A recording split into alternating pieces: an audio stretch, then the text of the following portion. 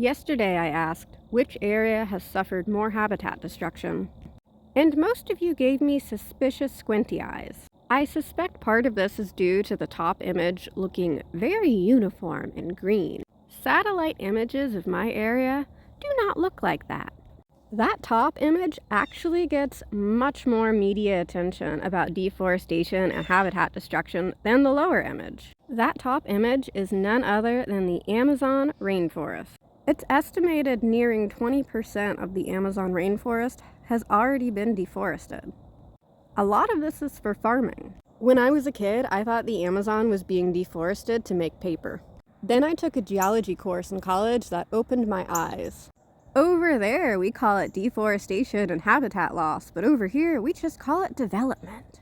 I shared about this on Facebook once, and one of my hiking friends had a really negative reaction. I posed a simple question. Why is it wrong for people over there to do the same thing we've done over here? In her eyes, the Amazon rainforest is some magical place that we need to keep the entire world running, but Ohio isn't.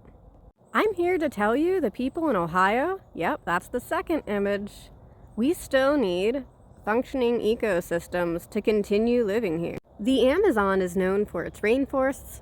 Ohio is supposed to be known for its wetlands. While the Amazon still has around 80% of its forests intact, Ohio has lost around 90% of its wetlands. Are you also sensing a major disconnect between how we view our own spaces versus how we view spaces elsewhere? I mean, where even are our natural resources? There's not much here. And if we're not getting our resources from here, then where are we getting them? There is no way this is sustainable. If you watch my Instagram stories, you might recognize this from a few days ago. I shared clips of deforestation all around us that many are unaware of because, frankly, we're just used to it. We're so used to it, satellite images of extensive green forest land seem off. It's true the Amazon rainforest is not the same thing as Ohio wetlands, so don't get too caught up in comparisons. But take a look at all of this green space in relationship to the edges and clearings. Take a look at the edges created by the river and by all those little ponds and by the mountainous areas. There are likely roads and pathways we can't see that are also making edge habitat. There are, of course, more developed areas of the Amazon rainforest that would definitely have more clearings, more edge habitat. But there are a lot of spots that look like this, where it's pretty much just expansive green for as far as the eye can see. And then you look at Ohio, we don't really have spots like that. I know our ecology is not the same thing, I know. But the functionality of our forests in Ohio are still greatly affected by being turned into these tiny strips. Those little ribbons of green do not lead to healthy and diverse ecosystems. They are fragments of habitat. I'm sure many of you have heard before for wildlife and even our pets like cats and dogs that they have a radius that they're willing to travel, but they tend to not go outside of that radius unless they're fleeing from a predator or they need to get more resources or something like that. Well, different animals also require different amounts of space to move in. The percentage of open field to forest differs from animal to animal. They're not all the same. Some animals specifically require vernal pools, while others need rivers or lakes. Some animals need expansive, deep forest, while others prefer the edge. While edges do help support a wide range of diverse wildlife, we can't make everything edge habitat and expect our ecosystems to function. A lot of plants remaining in these strips of green and in our gardens aren't even from here. Many end up being invasive species or are simply ornamental plants from faraway lands that hold no function within our ecosystems here. Is it really wise to set everything on fire just to stay a little warmer?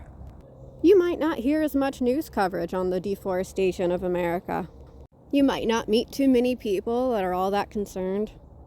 You may find most don't even bat an eye at the new development down the street, be it a soccer field or a Dollar General or a housing complex. Some are okay with nature being a backdrop on their phone or desktop. A lot are okay with video game graphics or a yearly hike. I think there's more to it than that, and I bet a lot of you agree. Ohio is the only home I've ever known, and I care about it. I don't think it's gonna look the same when I'm old. I wonder who we'll have to take from in the future. Destroying all of our native resources and taking from others isn't freedom, it's a trap. There is something I keep relearning over and over again. It's that you can think your way out of a trap. The first step in protecting our natural resources is seeing them. Some people start to see them when they learn about foraging. For others, it could be wildflower identification. Maybe it's fishing or birding. Maybe it's hunting. Maybe it's rock hounding. It could be a lot of things, and even a combination. There are a lot of ways to connect to where we live. And once we start caring about it, we'll be more protective of it. We will learn ways to be even better stewards of the land.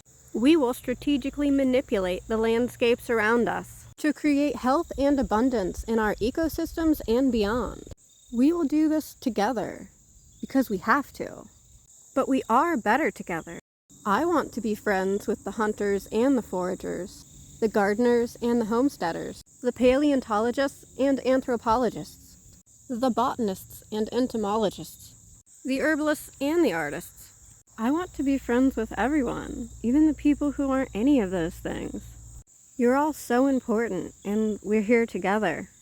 Learning and sharing our love of the land is how we stay together.